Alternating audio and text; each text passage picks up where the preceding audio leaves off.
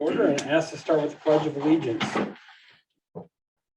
I pledge allegiance to the flag of the United States of America and to the republic for which it stands, one nation, under God, indivisible, with liberty and justice for all. I can ask for approval of today's agenda. Make a motion to approve the agenda. I will second. I have a motion and a second. Any discussion? Hearing none, all in favor say aye. Aye. Aye, motion carries. Next I have is consideration for the approval of claims for payment dated November 17th, 2021. I'll make a motion to approve claims for payment. I'll second it. I have a motion and a second. Any discussion? Hearing none, all in favor say aye. Aye. Aye, motion carries. Next, Mark, Go ahead. you got something to report this morning, Taylor? I do, I know. Good morning, Mark. Good morning. Good morning. I don't have a whole lot to report since last time I was here about 3 weeks ago, so things tend to move slow, but we are making progress. So I'll kind of just give you a little bit of an update. Last 3 weeks, I have had 2 more inquiries on our spec building, to which I've sent out information. However, I haven't heard back from any of those, but our main project that we've been working on since June, project AGWA, is moving toward a closing on the building. We just had a contractor in there again yesterday to get some bids for finished concrete work and so forth. So I just checked with the abstract office. The abstract has been forwarded to their closing attorney. So we're getting closer. We're getting closer. So be a new business and a new service business to our agricultural producers.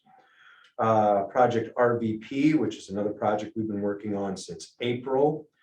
They have signed a lease agreement on an existing building in Iowa Falls. So with plans to open a production facility there, we hope to be up and operating by spring again to service our agricultural industries. So we continue to meet with Project Harris on our certified site. We signed an agreement yesterday to allow them to access the property and do their due diligence to find out if the site's going to work for what they want. Nimrod Meats, the meat locker, is continuing their construction. The roofing's going on, some siding is starting, so hope they get that thing wrapped up soon. So it's going to be cold otherwise. The other retail project that I mentioned last month, Project Joe, has provided their site development plans, and everything looks like they're moving towards a closing on the property. So we see that one moving forward as well. We had another service sector business that is moving towards acquiring property in Iowa Falls with plans to open a business. So also last month, we hosted a career fair at the Dale Howard Center. We had 20 businesses participate and about 40 potential employees walk through. So the businesses were appreciative, but obviously we wish we had more potential employees for it. That's the struggle that everybody is having. We also hosted, along with Iowa Valley Community College District and Iowa Works, we hosted a business roundtable to discuss employment issues. IWD and Iowa Valley can come in and do an assessment of a business to try and find out what their recruiting and specific needs are, and then develop a plan to help recruitment around that. We have met with Soyland Homes and their proposal to build 5 new homes in Iowa Falls. We've had additional conversations with other contractors in Iowa Falls about building new residences, and so we're trying to deal with a housing issue as well. I talked with the realtor yesterday for about 20 minutes, and I think we had 15 or 16 homes on the market, and normally you'd have probably between 30 and 40 at least on the market. So also, as of about 10 minutes ago, we are entered in a contest with a video that we've submitted about Iowa Falls to the Iowa Finance Authority and Iowa DNR. And what we would win if we were so voted in is a new custom designed wrap for our water tower, which would be a nice feature. So I'll send you links. You can vote often, vote early, vote often. You can vote every day. And once every 24-hour period, you can vote on this.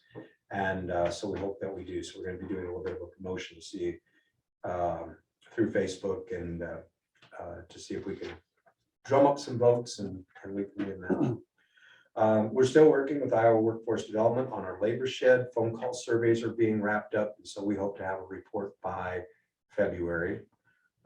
And I continue to work with existing business visits. Visited again with Cargill this last month, their new facility leader, and trying to work with them and Mid-Iowa Growth Partnership, trying to create a talent attraction campaign, visiting with them about what their specific needs are. Also visited with the new general manager at Poet. So yeah, so that's kind of it. That's what we've been working on for the last 3 weeks. Any questions? When you're talking the housing, is that going to be like a new development area or is that? like Well, interspersed yeah, throughout? probably what we're looking at right now with these kinds of homes would be infill. We've got a couple of infill lots. We've identified as many as 5 to 6 infill lots that we think might be good candidates for these homes. You know, obviously you're trying to encourage developers in property maybe they own that move forward with things. But there's obviously a big need. So the building spec homes is always a bit of a risk. Although in this market, it's probably Less of one. Less- Less of one. less of one anyway, for sure. Yeah. You know, and in other communities that we see that are growing, they're actively engaged in developing housing. Yeah. So that's, you know, we've got companies that we're bringing, they're going to need employees need places to live. So that's what we need to do. Hey, Thank thanks, you. Mark. Thank you. Thank you. Taylor.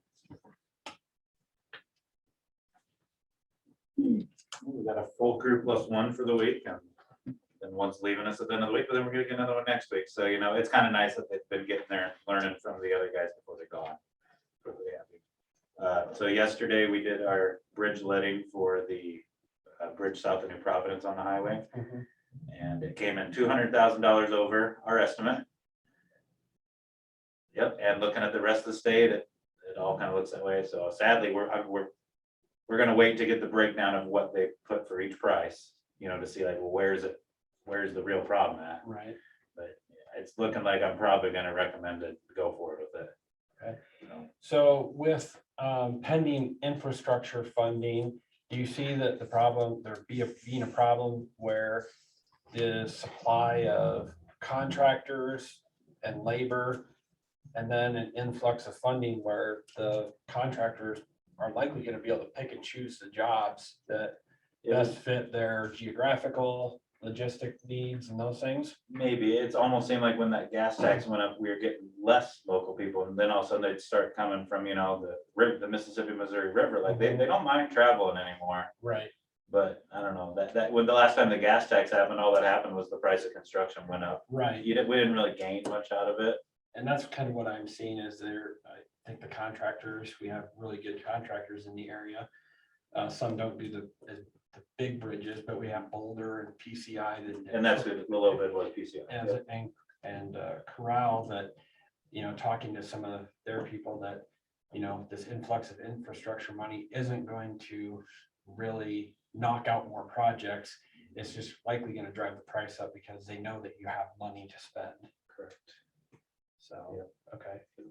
They all talk, we know they Yeah, do, and right. it's just kind of how it goes. And, you know, they can't affect what the suppliers charging them either. Right.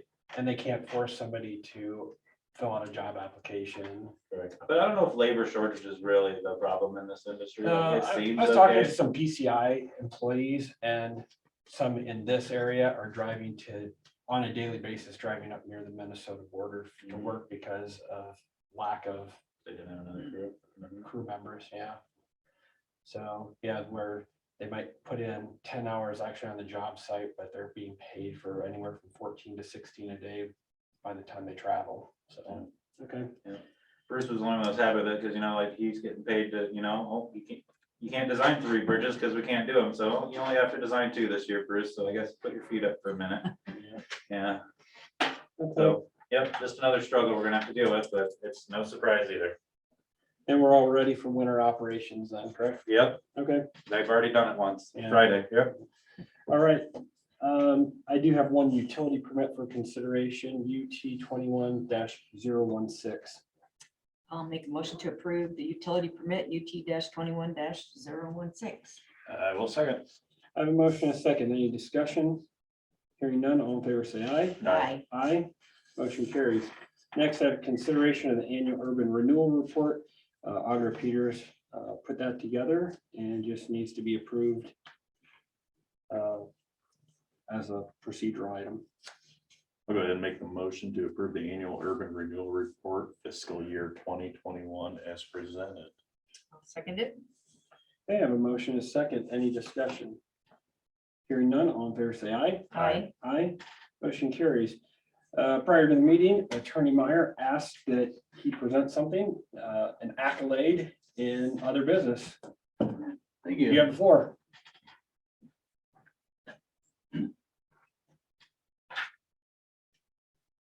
I think it's part of the business of the county to publicly recognize our own when they've achieved some accomplishment, and especially in their field. And so we have such an occasion today. Cliff Corey, the paralegal and victim witness coordinator in my office, was recently elected president of the Iowa Organization for Victim Assistance. The Iowa Organization for Victim Assistance, or IOVA, was founded in 1983 to bring awareness and support for crime victims' rights in Iowa. And according to the group's website, its mission is to ensure that Iowa's response to crime victims is continuous, comprehensive, and compassionate. So congratulations to Cliff Corey, and I want to thank him for his dedication to victims' rights, and to let him know that he is an asset to my office, to the county, and the state. Thank you. Thank you. All right, Lance, other business? Renee? I have nothing either. With that being said, I can ask for adjournment. Motion to adjourn. I'll second. I have a motion and a second. Any discussion? Hearing none, all in favor, say aye. Aye. Aye, we're adjourned. Thank you.